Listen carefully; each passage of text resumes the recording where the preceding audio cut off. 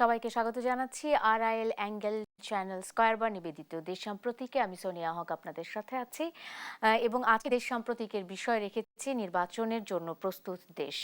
2026-এর এই নির্বাচনকে কেন্দ্র করে রাজনৈতিক দলগুলোর প্রস্তুতি, নির্বাচন কমিশনের প্রস্তুতি কিংবা অন্তর্বর্তীকালীন সরকারের যে প্রস্তুতি সে প্রস্তুতি এবং সামগ্রিক যে পরিস্থিতি সে বিষয়গুলো নিয়ে কথা বলতে আজকে আমাদের সাথে স্টুডিওতে যুক্ত হয়েছেন সোহরাব হাসান, সম্পাদক চর্চা.com। সোহরাব হাসান, আপনাকে স্বাগত জানাচ্ছি। আমি যেমনটা বলছিলাম যে আজকে দেশ সাম্প্রতিকের বিষয় রেখেছি নির্বাচনের জন্য প্রস্তুত দেশ। 2026-এর এই নির্বাচনটি একেবারে ভিন্ন রাজনৈতিক একটা প্রেক্ষাপটে, একটা মানে ঠিক এই সময় রাজনীতির যে অবস্থা, রাজনৈতিক যে পরিস্থিতি বা রাজনৈতিক যে বাস্তবতা, সেটার প্রেক্ষাপটে একেবারে ভিন্ন একটা মাত্রা সংযোজন করতে চাচ্ছে এই 2026-এর যে গণভোট এবং জাতীয় সংসদ নির্বাচন 12ই ফেব্রুয়ারির।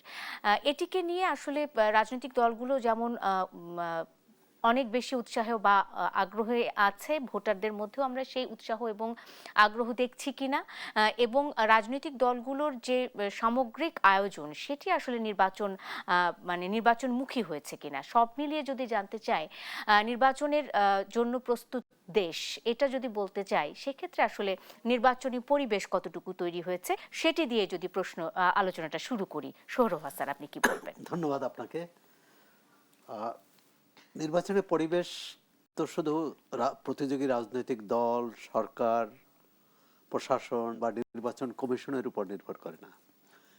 এর সঙ্গে কিন্তু নির্বাচনের যে নিয়ামক শক্তি, মূল শক্তি, সেটা জনগণ, ভোটার, তাদের মধ্যে কতটা উৎসাহ উদ্দীপনা আছে সেটি কিন্তু এখনও লক্ষ্য করা যায় না। সেটি ঢাকা শহরে আপনি যে কোনো পাড়ায় মহল্লায় গেলে দেখবেন, এবং গ্রাম অঞ্চলেও কোথাও কোথাও যে উত্তেজনা সেটা বেশিরভাগই হচ্ছে প্রতিদ্বন্দ্বী রাজনৈতিক দলগুলোর নেতাকর্মীদের মধ্যে এক ধরনের কি বলে, এক ধরনের সংঘাতে উত্তপ্ত পরিস্থিতি, উত্তপ্ত বাক্য বিনিময়, কোথাও সংঘাত বা সংঘাত হওয়ার মতো উপক্রম, সংঘাত হওয়ার পরিস্থিতি তৈরি হওয়া, এটাই উত্তেজনা বা উত্তেজনার কারণ জায়গাটা। কিন্তু সার্বিকভাবে যেটা বলছেন, একটা ভিন্ন প্রেক্ষাপটে নির্বাচন হয়েছে। 24-এর গণ অভ্যুত্থানের মধ্য দিয়ে আওয়ামী লীগ সরকার বিতাড়িত হয়েছে, নতুন সরকার এসেছে, প্রায় 1.5 বছর হতে চলেছে। কিন্তু মানুষের মধ্যে কোথায় জানি এক ধরনের পিছুটান, এক ধরনের অনিশ্চয়তা, এক ধরনের অস্থিরতা। নির্বাচন হবে কি হবে না এই প্রশ্ন কিছু এখন পর্যন্ত আছে। মানুষ দেখা হলে জিজ্ঞেস করে নির্বাচন হবে তো, এর মধ্যে এক ধরনের সন্দেহ আছে। কেন এই সংশয়টা কেন কাজ করছে এটি হয়তো মানুষ যেভাবে চায় যে নির্বাচনটা হোক সেই পরিবেশটা দেখছে না। সেটি আইন শৃঙ্খলার ক্ষেত্রে বলুন, সেটি প্রতিযোগী রাজনৈতিক দলগুলোর আচরণের ক্ষেত্রে দেখুন। প্রতিযোগী রাজনৈতিক দলগুলো প্রতিদিনই একে অপরের বিরুদ্ধে অভিযোগ করেছে, সরকারের কাছে নালিশ জানাচ্ছে, নির্বাচন কমিশনের কাছে নালিশ জানাচ্ছে, এবং সবাই বলছে যে পক্ষপাত করছে। পক্ষপাত কার প্রতি? এখানে একটা বেশ মজার বিষয় হলো যে সবাই চায় আমার লোক হোক। নির্বাচনের দায়িত্বে যারা আছেন সব দলই চায় বা সব প্রার্থী চান যে তার লোক হোক,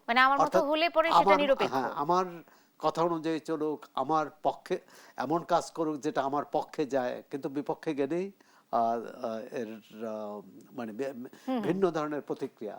নির্বাচন কমিশন শুরু থেকে আমরা দেখে আসছিলাম যে জামাত ইসলামী বা এনসিপি বা অন্য দল এর মধ্য থেকে একটা অভিযোগ ছিল যে বিএনপির প্রতি পক্ষপাত করা হচ্ছে। এটা বিএনপির নির্বাচন কমিশনটা অনেকটাই বিএনপির কি বলে প্রতি হেলে পড়ে গেছে। কিন্তু সাম্প্রতিককালে আবার উল্টো, বিএনপিও যে নির্বাচন কমিশনকে অভিযোগ করেছে, বিশেষ করে পোস্টাল ব্যালটের ক্ষেত্রে, ব্যালট ছাপার ক্ষেত্রে অনেকগুলো। এখন নির্বাচন কমিশনের অনভিজ্ঞতারও একটি বিষয় আছে, কারণ যারা এখন পদাধিকারী তারা অন্তত নির্বাচন কমিশনার বা নির্বাচনের এই পদাধিকারী হিসেবে কখনো দায়িত্ব পালন করেনি। তারা যখন প্রশাসনে ছিলেন তখন হয়তো কেউ দায়িত্ব পালন করেছেন, সুতরাং তাদের মধ্যে একটা অনভিজ্ঞতা আছে।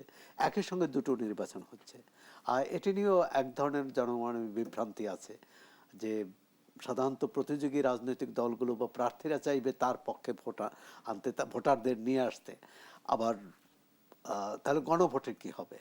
বিএনপি শুরু থেকে কিন্তু গণভোটের ব্যাপারে এক ধরনের নিষ্ক্রিয়তা, যদিও তারা বলেছেন কোন কোন নেতা যে হায়ের পক্ষেই ভোট দিন, কিন্তু আমার মনে হচ্ছে যে সরকার, বিএনপি, এনসিপি, জামাত ইসলামী বা অন্য যে কোনো দল, বাম দলগুলো তো তারা গণভোটের বিরোধিতাই করেছে। যে কোনো দলের যে গণভোটের পক্ষে প্রচার বা হায়ের পক্ষে প্রচার এ ব্যাপারে ভরসা রাখতে পারছে না বলে মনে হয়। এ কারণে প্রধান উপদেষ্টাকে জাতির উদ্দেশ্যে ভাষণ দিতে হয়, অন্যান্য উপদেষ্টাকে বিভিন্ন এলাকায় মানে যে কথা বলতে গণভোটের হয়। প্রচারটা কি আসলেও রাজনৈতিক দলগুলোর দায়িত্ব? সোহরাব হাসান, আপনার কি মনে হয় যে না, রাজনৈতিক যখন দলগুলো গণভোটের পক্ষেই প্রচার চালাবে? না, রাজনৈতিক দলগুলোর দায়িত্ব, যদি কোনো দল মনে করে যে এই গণভোটের যে বিষয়গুলো আছে এটা তাদের স্বার্থের, জনগণের স্বার্থের অনুকূলে নয়, প্রতিকূলে, তাহলে তারা তো চালাবে। আর অনুকূলে হলেও চালাবে, অনুকূলে হলে তারা হায়ের পক্ষে চালাবে, অনুকূলে না হলে তারা ন্যায়ের পক্ষে চালাবে। কারণ সরকার কিন্তু এখানে পক্ষ হতে পারে না। সরকার হচ্ছে, যদিও সরকার প্রধান থেকে বা সরকারের পক্ষ থেকে বলা হচ্ছে যে যেহেতু একটা ভিন্ন পরিবেশে নির্বাচন হচ্ছে, এই জুলাই যে সনদ, যার ভিত্তিতে গণভোট হচ্ছে, তার প্রতি এই সরকার অঙ্গীকারাবদ্ধ বা নতুন বাংলাদেশের বদল দেখার জন্য এই গণভোট জরুরি। এ কারণে তারা এর পক্ষে বলেছে। কিন্তু এখানে যে প্রশ্নটি আছে, সব রাজনৈতিক দল তো এই গণভোটের বিষয়ে, জুলাই সনদের বিষয়ে রাজনৈতিক দলের বাইরে তো সরকার কারোর সাথে আলোচনা করেনি। কিন্তু এনসিপির পক্ষ থেকে যেটা হয়েছে, সোহরাব হাসান, আমি একটু যদি যুক্ত করি যে এনসিপি জুলাইয়ের অন্যতম একটি, মানে জুলাইয়ের জুলাই আন্দোলন থেকে বের হয়ে আসা একটি দল, মানে গঠিত একটি দল, কিন্তু সেই এনসিপি জুলাই সনদে স্বাক্ষর করেনি। কিন্তু এনসিপি এখন আবার হ্যাঁ ভোটের পক্ষে প্রচার চালাচ্ছে। মানে যখন আমি স্বাক্ষর করিনি বা আমি সহমত হইনি অনেকগুলো বিষয়ে বা একেবারেই সহমত নই, তখন আসলে সেটির পক্ষে আমি আবার প্রচার না, চালাচ্ছি। এর একটা কারণ আছে। এনসিপি নেতাদের বক্তৃতা বিবৃতিতে যেটা বোঝা যায়, তারা আরো কিছু চেয়েছিল, আরো অনেক বেশি তাদের দাবি ছিল, আরো পরিবর্তনটা আরো জোরদার হবে, আরো, যেমন তারা বলেছিল যে আগামী জাতীয় সংসদ গণপরিষদ হিসেবেই কাজ করবে, জাতীয় সংসদ নয়। কিন্তু সেটি কিন্তু সরকার এক ধরনের আপোষ রফা করেছে। তারা চেয়েছিল, তারা অবশ্য গণভোটের আগেই গণভোট হোক, এটি জামাত ইসলামী চেয়েছে বা আরো কয়েকটি ইসলামী দল চেয়েছে। আর তারা বলছিল যে গণভোট কখন হয় সেটি নয়, গণভোট কিসের উপরে হয়, কিসের উপরে হবে সেটি। তারা এক ধরনের সাবেক যারা ক্ষমতাসীন ছিল, আওয়ামী লীগ বা তার সহযোগী সবাইকে নির্বাচন প্রক্রিয়া থেকে বাইরে রাখার কথা বলেছিল। সরকার আওয়ামী লীগের কার্যক্রম নিষিদ্ধ করেছে। এর অর্থ হচ্ছে আওয়ামী লীগ এই নির্বাচনে অংশ নিতে পারবে না। জাতীয় পার্টি বা 14 দলের ব্যাপারে কিন্তু আওয়ামী লীগ সরকার কোনো সিদ্ধান্ত নেয়নি। এর অর্থ হচ্ছে তারা নির্বাচনে অংশ নিতে পারবে। এসব ব্যাপারে এনসিপির আপত্তি আছে। সুতরাং এনসিপি আরো বেশি, তাদের সব দাবি পূরণ হয়নি বলেই তারা স্বাক্ষর করেনি জুলাই সনদে। তবে আপনি যে কথাটি বলছেন, নৈতিকভাবে এটি প্রশ্ন, যে যে সনদের পক্ষে তারা আজকে প্রচার করছে, সেই সনদে তারাই সই করেনি। যে কোনো ভোটার তো জিজ্ঞেস করতে পারে যে আপনি তো সই করেননি। এটি যদি নৈতিকতার প্রশ্ন আসে, তাহলে এটি অবশ্যই বিবেচনা করার মতো। আর বিএনপি কিন্তু বলেছিল যে জুলাই গণভোট হতে হবে জাতীয় সংসদ নির্বাচনের পরে। জামাত ইসলামী বলছে যে না, সবার আগে গণভোট হতে হবে। এই দুই পক্ষের এই কি বলে অনড় অবস্থানের কারণেই সরকার একটা আপোষ রফা করেছে। অর্থাৎ একই দিনে জাতীয় সংসদ ও গণভোটের ব্যবস্থা করেছে। এটা নিয়ে এখানেও রাজনৈতিক সংশয়ের ব্যাপার আছে। গণভোট যদি আগে হতো, বিএনপি বা অন্য অনেকেরই সন্দেহ, তাহলে আদৌ জাতীয় সংসদ নির্বাচন হতো কিনা। কারণ এর আগে যতগুলো গণভোট হয়েছে, সেটা হোসেন মোহাম্মদ এরশাদের আমলে বা জিয়াউর রহমানের আমলে, সেই গণভোটের মাধ্যমে এক ধরনের ওই শাসনকে বৈধতা দেওয়া হয়েছে সামরিক শাসনকে, কিন্তু এখন তো সামরিক শাসন না, গণ অভ্যুত্থানের মধ্য দিয়ে একটি সরকার এসেছে। জাতীয় সংসদ নির্বাচনের আগে গণভোটের প্রয়োজনীয়তা বা যৌক্তিকতা নিয়েও কিন্তু অনেকে প্রশ্ন তুলেছে। দ্বিতীয় হচ্ছে যে গণভোটের পক্ষে সরকার প্রচার করেছেন। এখন সরকার যখন বলেছে তুমি গণভোটের পক্ষেও দিতে পারো বিপক্ষেও দিতে পারো, সরকার বলতে পারে গণভোটের পক্ষে দিলে এই এই সুবিধা পাওয়া যাবে বা বাংলাদেশে এই এই পরিবর্তন হবে, গণতান্ত্রিক ব্যবস্থা টেকসই হবে। আর এর বিপরীতেও তো কেউ যুক্তি দাঁড় করাতে পারে। কিন্তু বিপরীতে তো সরকার বলেনি। সরকার আমরা যেটা দেখেছি যে প্রধান উপদেষ্টা গতকাল হ্যাঁ ভোটের পক্ষে ভোট দেওয়ার জন্য আহ্বান বিপরীতে মানে জানিয়েছেন। অন্য কেউ, মানে নাগরিকরা, রাজনৈতিক দ্বিমতের দল, কথা হতে পারে। তারা ভিন্ন অবস্থান নিতে পারে। তারা বলতে পারে যে গণভোটের প্রয়োজন নেই, কারণ বিএনপি বলেছিল যে নির্বাচনের আগে গণভোট নয়, বা বাম দলগুলো বলছে যে গণভোট আগে হতেই পারে না, জাতীয় সংসদ নির্বাচনের পরে হবে। এখন যে প্রশ্নটি আসছে, সরকার যখন একটা অবস্থান নিয়েছে, সরকার মানে সরকারি কর্মকর্তা, অন্যান্য পদাধিকারী, উপদেষ্টারা এবং বিভিন্ন জায়গায় কোথাও কোথাও কিন্তু এই গণভোটের প্রচার নিয়ে কি বলে অপ্রীতিকর ঘটনাও ঘটেছে। এক্স্যাক্টলি, হ্যাঁ।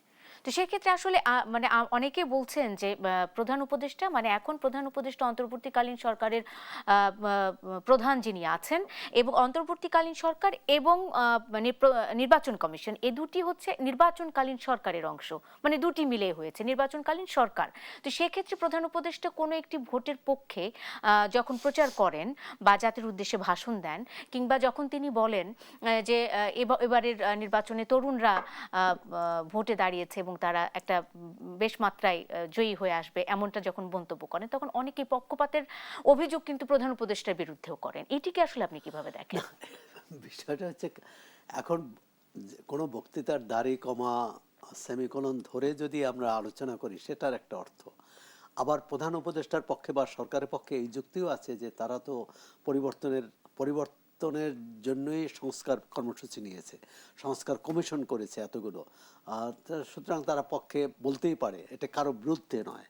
অন্তত যে রাজনৈতিক দলগুলোর সাথে আলোচনা করেছে তার খুব কম দু একটি বাদের সবাই তো বিরোধিতা করেনি।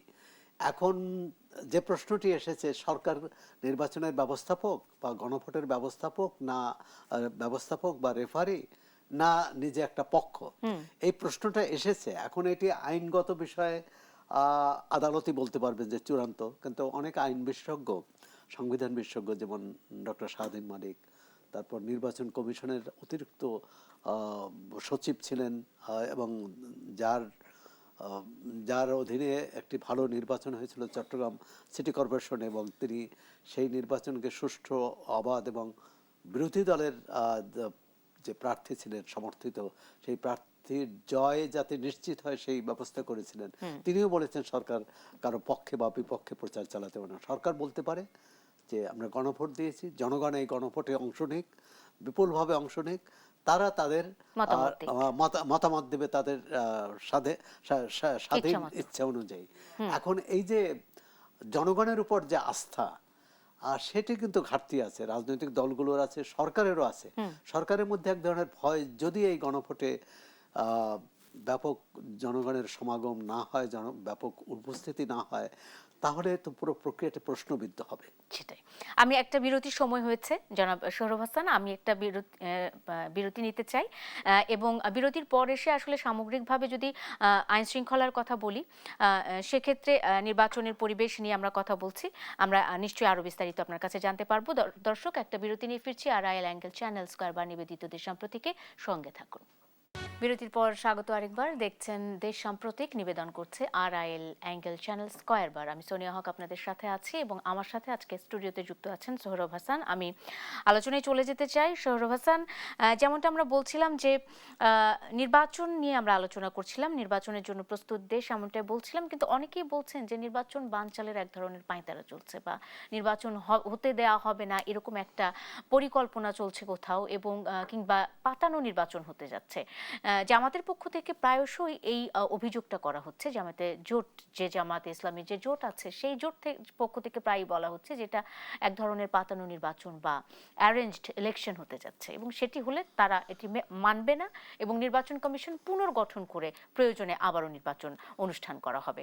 তো এই বিষয়গুলোকে আসলে কিভাবে দেখবো আমরা এই নির্বাচনী পরিবেশের প্রেক্ষিতে? আসলে যে কোনো নির্বাচন বা আন্দোলন সংগ্রামেও রাজনৈতিক বাগাড়ম্বর, মানে একে অপরের বিরুদ্ধে অভিযোগ, পাল্টা অভিযোগ, এটি অনেক দিন পুরানো ঘটনা, এটা নতুন নয়। এই নির্বাচনের তারিখ নিয়ে রাজনৈতিক দলগুলোর মধ্যে প্রচণ্ড দ্বিমত ছিল। কেউ নির্বাচন এগিয়ে আনতে চেয়েছে, কেউ নির্বাচন পরে হোক সেটা চেয়েছে। এমনকি 12 ফেব্রুয়ারির প্রথমার্ধে নির্বাচন হবে, প্রধান উপদেষ্টার সঙ্গে বিএনপির তৎকালীন ভারপ্রাপ্ত চেয়ারম্যান তারেক রহমান, এখন তিনি চেয়ারম্যান, আর যে বৈঠক হলো সেই বৈঠকেই সিদ্ধান্ত হয় ফেব্রুয়ারির প্রথমার্ধে নির্বাচন হবে। এটা নিয়েও কিন্তু জামাত ইসলামী সহ অনেক দল উষ্মা প্রকাশ করেছে যে লন্ডনে বৈঠকে কেন এই সিদ্ধান্ত হবে। এবং পরবর্তী এর সঙ্গে সঙ্গে প্রধান উপদেষ্টা ফিরে আসার পর জামাত ইসলামের এক প্রতিনিধি দল তার সঙ্গে দেখা করেছে, এনসিপির নেতারা দেখা করেছেন এবং তাদের মতো করে বলেছেন। এখন যখন তফসিল ঘোষণা হয়েছে, অর্থাৎ এই তফসিল তো সবাই মেনে নিয়েছে যে 12 ফেব্রুয়ারি নির্বাচন হবে, রাজনৈতিক দলগুলো জামাত ইসলামী, এনসিপি সহ সবাই মনোনয়নপত্র জমা দিয়েছে, অর্থাৎ নির্বাচন প্রক্রিয়ার সঙ্গে তারা যুক্ত হয়েছে, একমত হয়েছে। এখন যদি যে কথাটি বলা হচ্ছে সাজানো নির্বাচন, পাতানো নির্বাচন, এখন সেটা প্রমাণ করতে হবে। আর এর অর্থ কিন্তু সরকারের প্রতি তাদের অনাস্থা, নির্বাচন কমিশনের প্রতি অনাস্থা এবং ক্ষেত্র বিশেষে হয়তো নিজেদের প্রতি অনাস্থা। না হলে প্রতিটি ক্ষেত্রেই এই এখন যে মাঠে যে রাজনৈতিক দলগুলো আছে যারা নির্বাচন করছে, এর বেশিরভাগই তো 24-এর গণ অভ্যুত্থানের সরাসরি অংশ নিয়েছে, সমর্থন করেছে, একসঙ্গে আন্দোলন করে স্বৈরাচারী সরকারকে হটিয়ে দিয়েছে। তারপর নিজেদের মধ্যে কেন এর একটাই হলো যে ক্ষমতায় কে যাবে, কে যেতে পারবে না। এখন যে দল মনে করে ক্ষমতায় যেতে পারবে না, তারা নানা রকম ষড়যন্ত্র খুঁজবে, নানা রকম সন্দেহ তারা করবেন, কিন্তু প্রমাণ করতে হবে। কিন্তু নির্বাচন করব না এমন কি কোনো রাজনৈতিক দল আছে? আপনার কি মনে হচ্ছে ঠিক না, সামনের যেমন প্রেক্ষাপটে? আইনিভাবেই তো আওয়ামী লীগকে নির্বাচনের বাইরে রাখা হয়েছে, যে এই রাজনৈতিক দলটির কার্যক্রম নিষিদ্ধ। অর্থ হচ্ছে তারা নির্বাচন করতে পারবে না। এর সহযোগী যে 14 দলের অন্যান্য দল শরিক এবং জাতীয় পার্টি, তারা তো নির্বাচন করছে। হয়তো তাদের তৎপরতা আমরা তেমন দেখি না, দৃশ্যমান নয়, কিন্তু তারা নির্বাচন করছে। এর অর্থ হচ্ছে কি, আওয়ামী লীগের পক্ষ থেকে সামাজিক যোগাযোগ মাধ্যমে নানা রকম হুঙ্কার আমরা দেখি যে নির্বাচন বানচাল করা হবে, নির্বাচন হবে না ইত্যাদি। কিন্তু যখন নির্বাচনে অংশগ্রহণকারী কোনো দল বলে, তখন কিন্তু সন্দেহ যে তারা কি কারণে এটি বলে। হয় তাদের নিজেদের প্রতি আস্থা নেই, যে কারণে নির্বাচনী লড়াইয়ে তারা টিকতে পারবে কিনা এই ব্যাপারে সন্দেহ সংশয় আছে। আরেকটি হচ্ছে যে তারা হেরে যাওয়ার ভয়। এখন সেটিতে হওয়া উচিত নয়। নির্বাচনে কেউ যে জয়ী হবে, কেউ পরাজিত হবে, এবং প্রতিটি রাজনৈতিক দলের উচিত নিজেদের যে দুর্বলতা আছে সেগুলো কাটিয়ে ওঠা, জনসমর্থন আদায়ের চেষ্টা। আর যেটি বললেন যে হ্যাঁ, যে এনসিপির পক্ষ থেকে বলা হয়েছে তারা নির্বাচন করবে কি করবে না সিদ্ধান্ত আবার নিতে হবে নতুন করে, এমনটাই বলছেন এনসিপি মুখপাত্র। এখন সবই কথা হচ্ছে, যে কেউ স্বাধীন দেশে, গণতান্ত্রিক দেশে যে কেউ যে কোনো দাবি করতে পারে, স্মারকলিপি দিতে পারে, তাদের বক্তব্য তুলে ধরতে পারে, কিন্তু বাস্তবতাটা কি? এখন একটি তফসিল হয়ে গেছে, মনোনয়নপত্র প্রত্যাহারের তারিখ শেষ হলো আজকে, কালকে প্রতীক বরাদ্দ হবে, পরশুদিন থেকে একদম আনুষ্ঠানিক প্রচার হবে। এই মুহূর্তে এই ধরনের কথা এক ধরনের বিভ্রান্তি তৈরি করে। আর ওই যে জনগণের মধ্যে যে উৎসাহ উদ্দীপনার অভাব, ঘাটতি, সেটার কারণটা কিন্তু এই সমস্ত কারণ। অবশ্যই রাজনৈতিক দলগুলোর এই বিষয়টি থেকে আসলে বেরিয়ে আসা উচিত কিনা একটা সুষ্ঠু নির্বাচনের জন্য, এটাও কিন্তু মানে জনগণকে আতঙ্ক মুক্ত করার জন্য এটাও কিন্তু এখন ভেবে দেখার এক সময় এসেছে জনগণের পক্ষ থেকে যদি বলতে চাই। শেষ সেই সাথে আর একটা প্রশ্ন সৌরভ হাসান, সেটা হলো যে এবারই প্রথমবারের মতো প্রবাসী ভোটাররা ভোট দেওয়ার সুযোগ পাচ্ছেন এবং পোস্টাল ব্যালট নিয়ে এক ধরনের অভিযোগের জায়গাও কিন্তু তৈরি হয়ে গেছে। পোস্টাল ব্যালট অনেকেই নিষিদ্ধ করতে বলছে বা পোস্টাল ব্যালটের বিষয়টি থেকে বেরিয়ে আসতে বলছে, অনেক রাজনৈতিক দলের পক্ষ থেকে এই প্রস্তাব তোলা হয়েছে। এইটিকে আসলে আমরা কিভাবে বিবেচনা এখানে করতে পারি? নির্বাচন এটা একটা ভালো উদ্যোগ, কারণ দীর্ঘদিন দাবি ছিল যে প্রবাসীরা ভোট দিতে পারেন না, যারা ভোট দিতে পারেন দেশে এসে তাদের ভোট দিতে হতো, আর সেটি তার সবার পক্ষে সম্ভব না, বিমান ভাড়া দিয়ে অথবা সেখানে তাদের কাজ আছে, ব্যস্ততা আছে। এ কারণে পোস্টাল ব্যালটের ব্যবস্থা করেছে, নির্বাচন কমিশন উদ্যোগ নিয়েছে, সরকার উদ্যোগ নিয়েছে, এটা খুবই ভালো উদ্যোগ ছিল। কিন্তু এই ব্যাপারে নির্বাচন কমিশনকে আরো সতর্ক হওয়া উচিত ছিল। আর পোস্টাল ব্যালট তো ঠিক ভোটারের কাছে যাবে, একজন ভোটারের কাছে একটি পোস্টাল ব্যালট যাবে, যিনি সেটা পূরণ করে আবার পাঠিয়ে দেবে নির্বাচন কমিশনে। কিন্তু সেখানে দেখা গেছে যে কোনো বিশেষ রাজনৈতিক দলের নেতার কাছে বা তার ঠিকানায় কয়েকশো পোস্টাল ব্যালট, এবং তিনি অন্যদের বিতরণ করেছেন। এটি তো অস্বাভাবিক এবং অনৈতিক, বেআইনি। এই কাজটি কি করে হলো? প্রথমত হচ্ছে নির্বাচন কমিশনের উচিত এটা নিয়ে তদন্ত করা, যারা দায়ী তাদের বিরুদ্ধে ব্যবস্থা নেওয়া, এবং যে দাবিটা উঠেছে যে এখন পোস্টাল ব্যালট বাতিল করার। যদিও এখানে দুটি ব্যাপার আছে, একটা হচ্ছে প্রবাসী সেটাই পোস্টাল ব্যালট ছাপা হয়েছিল এবং সেটি পুনর্মুদ্রণের কথা বলা হয়েছে। দেশীয়টা কিন্তু এখনো হয়নি, এবং দেশীয় পোস্টাল ব্যালটের ক্ষেত্রে বলা হয়েছে প্রার্থীর নাম সহ এলাকা ভিত্তিক, আসন ভিত্তিক এটি প্রকাশ করতে হবে, এটি মুদ্রণ করতে হবে। এখন নির্বাচন কমিশন আশ্বস্ত করেছে, এবং এখানেও যদি নির্বাচন কমিশন এখন মেনে নেয়, কোনো দল বলবে যে এটি বিএনপির দাবির কাছে নথি স্বীকার করেছে, আবার যদি না মেনে নেয় তখন বিএনপি বলবে যে এটি জামাতের দাবির কাছে। আসলে একেবারে নির্বাচন কমিশন মানে দোটানায় পড়েছে।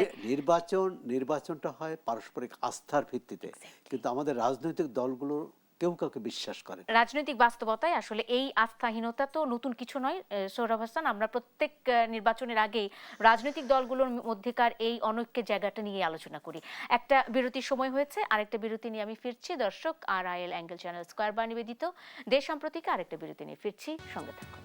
বিরতির পর স্বাগত আরেকবার। দেখছেন দেশ সাম্প্রতিক, নিবেদন করছে RIL অ্যাঙ্গেল চ্যানেল স্কয়ার বার। আমি সোনিয়া হক আপনাদের সাথে আছি, এবং আজকে আলোচনার বিষয় নির্বাচনের জন্য প্রস্তুত দেশ, কতটুকু প্রস্তুত দেশ, সেই বিষয়টি নিয়ে কথা বলছিলাম সৌরভ হাসানের সাথে। আমি আলোচনায় ফিরতে চাই। জনাব সৌরভ হাসান, আমরা যেমনটা জানি যে আচরণবিধি প্রায় সব দলের প্রার্থীরাই কম বেশি ভাঙছেন। মানে 27 জেলায় অন্তত 73 জনকে শোকজ করা হয়েছে। এর মধ্যে বিএনপি যেমন আছে, জামাত তেমন আছে, এনসিপির লোকজনও আছে, ইসলামী আন্দোলন লোকজন আছে, সকলকেই অনেককেই শোকজ করা হয়েছে, এবং বেশিরভাগ প্রার্থীকে সতর্ক করা হয়েছে, কোথাও কোথাও জরিমানা করা হয়েছে।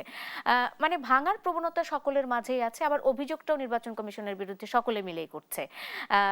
এর মধ্যে যখন সব পক্ষ নির্বাচন কমিশনের বিরুদ্ধে অভিযোগ করছে, তখন সরকারের পক্ষ থেকে বলা হচ্ছে যে সব পক্ষ যেহেতু নির্বাচন কমিশনকে নিয়ে অভিযোগ করছে, তার মানে নির্বাচন কমিশন নিরপেক্ষ আছে। এরই মধ্যে আবার যদি বলি, যুক্ত করি, সেক্ষেত্রে লুট হওয়া যে অস্ত্রগুলো, অভ্যুত্থানের সময় যে অস্ত্রগুলো লুট হয়েছিল, সেগুলো এখন পর্যন্ত উদ্ধার হয়নি। সেক্ষেত্রে সেদিক দিয়ে দেখলে এই যে নির্বাচনের পরিবেশকে আমরা অহিংস বলছি, এটি আসলে কতক্ষণ পর্যন্ত অহিংস থাকে সেটি নিয়েও কিন্তু এক ধরনের সংশয় না, দেখা অহিংস দিচ্ছে। এখনো নেই। আর বিভিন্ন জায়গায় কিন্তু ছোটখাটো না অঘটন ঘটছে, এবং এক ধরনের প্রস্তুতিও আছে রাজনৈতিক দলগুলোর মধ্যে যে প্রতিপক্ষকে মোকাবেলা করার, এই মোকাবেলা করার যে মানসিকতা, এটা থেকে বেরিয়ে না আসতে পারলে নির্বাচনের সুষ্ঠু পরিবেশ কখনোই নিশ্চিত করা যাবে না। আপনি এই যে আচরণবিধি কারা লঙ্ঘন করেছে? হয় প্রার্থী অথবা তার সমর্থকরা। এবং তারা কি জানেন না যে আচরণবিধি কি? পোস্টার ছাপানো যাবে না, আনুষ্ঠানিক প্রচার শুরু হওয়ার আগে জনসভা করা যাবে না, এবং জনসংযোগের উপরে গুরুত্ব দেওয়া হয়েছে। কতটা বিলবোর্ড দেয়া যাবে তো সেটাও লেখা আছে, কত বড় বিলবোর্ড, কিন্তু এটা মানছে না। এই যে আইন অমান্য করা, যারা জনগণের সেবক হবেন, যারা জনগণের কল্যাণে কাজ করবেন, তারাই যদি শুরুটাই করেন আইন অমান্য করে।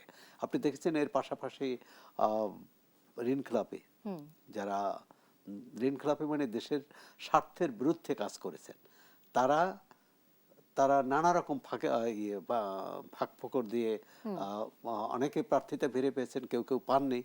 আরেকটি হচ্ছে দ্বৈত নাগরিকত্ব। আপনি এদেশের জনগণের সেবা করবেন, এদেশের পার্লামেন্টে যাবেন এবং সে অন্য দেশের নাগরিকত্ব রাখবেন, এটা তো প্রথমত হচ্ছে আইনেই বারিত। আইন এটা অনুমোদন করে না। তারপর তথ্য তথ্য গোপন করে, তথ্য লুকিয়ে, এবং নির্বাচনের ঠিক মনোনয়নপত্র জমা দেওয়ার আগ মুহূর্তে একটি দরখাস্ত দিলেন যে আমি, বা আবেদনপত্র দিলেন যে আমি ওই দেশের নাগরিকত্ব, বাইরের যে দেশের নাগরিকত্ব আছে সেটাই আমি প্রত্যাহার করলাম। তাই এটি হচ্ছে জনগণের সঙ্গে একটা ধাপ্পা দেওয়া, প্রতারণা করা। তো এই ধরনের আমরা জনপ্রতিনিধিত্ব চাই না। আমরা এমন জনপ্রতিনিধি চাই যাদের শতভাগ আনুগত্য, শতভাগ ভালোবাসা আছে দেশের জনগণের প্রতি।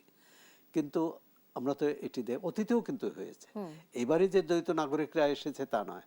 আরেকটি হচ্ছে যে এই যে অভিযোগ, পাল্টা অভিযোগ, সব প্রার্থী বা সব দলই চায় নির্বাচন কমিশন তার হয়ে কাজ করুক, তার পক্ষে কাজ করুক, সরকার তার পক্ষে কাজ করুক, উপদেষ্টা তার পক্ষে কাজ করুক, আমলারা তার পক্ষে কাজ করুক, আইন শৃঙ্খলা রক্ষাকারী বাহিনী তার পক্ষে কাজ করুক। যে দেশে রাজনৈতিক দল বা প্রার্থীরা আচরণবিধি মেনে চলেন, সে দেশে এত বিপুল আয়োজন দরকার হয় না একটি নির্বাচন সুষ্ঠু করার ক্ষেত্রে।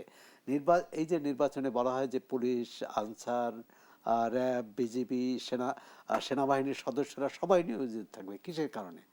মানে যারা সে ভোট কেন্দ্রে যায়, সাধারণ ভোটারদের কাছ থেকে আত্মরক্ষার জন্য না, এই প্রার্থীদের সমর্থকদের হাত থেকে রক্ষার জন্যই। আপনারা দেখেন যে কেন্দ্রে এজেন্ট দেওয়া হয়, কোনো প্রার্থীর, দুর্বল প্রার্থী যারা,